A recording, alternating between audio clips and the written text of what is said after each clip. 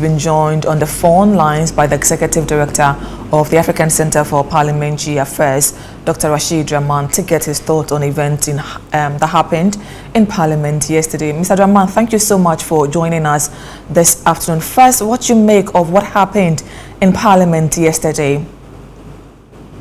Thank you very much for having me. It's quite unfortunate that the two sides of the House could not come to a decent agreement so that the work of Parliament will proceed as planned in a very decent and decorous manner.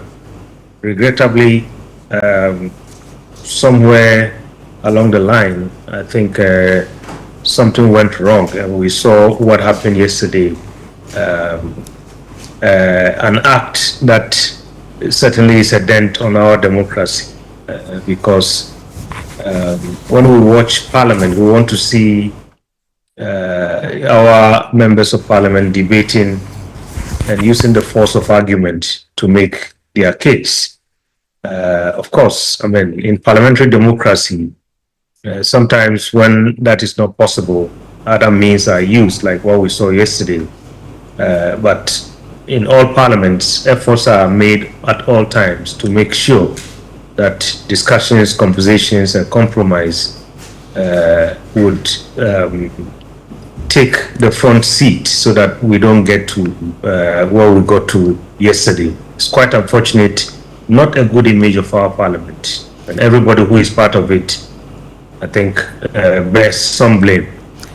Very well. So the minority position was that either the Speaker makes a pronouncement on their concerns or they were going to halt government business. Government business, regardless, went on. Now, this is in the presence of the minority. They were in the chamber, they were chanting and making sure that that did not happen. The majority leader stood his ground and said that regardless, they're going to make sure that government business goes on, which happened eventually.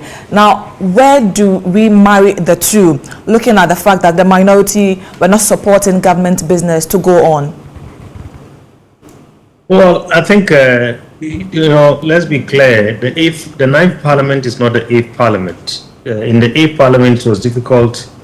You needed both sides most of the time to do government business. I mean, here, it's not the case. I mean, we have a lopsided house where the NDC has all the numbers that it needs in order to carry out the business of government. So the shouting and the chanting, can go on. But like the leader said, at the end of the day, even if it came to counting the numbers, the majority would have its way. Which means, I think first of all, the MPP minority has to rethink its strategy. But most importantly, the NDC majority would also need to rethink its strategy. And in their rethinking, both sides, I think what we cannot avoid is a situation where they would have to sit down and talk. I mean, you can't take away the talking, the dialogue, and the compromise. But however, as we are on this, let me just put things in a much kind of broader perspective. We seem to be looking at the symptoms and the triggers, I mean, what is happening on the floor.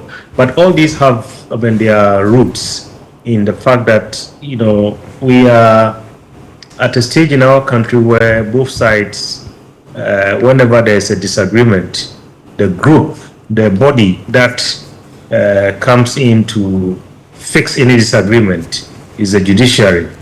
And it looks like both sides do not trust the judiciary until we get to that point where if the court makes a pronouncement, then everybody falls in line.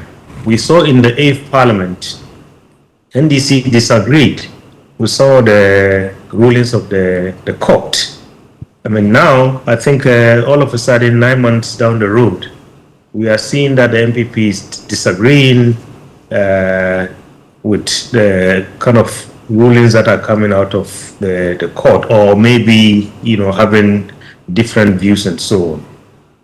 We need to fix that. That fundamental issue needs to be fixed. Otherwise, I think this is not the last time we are going to see this.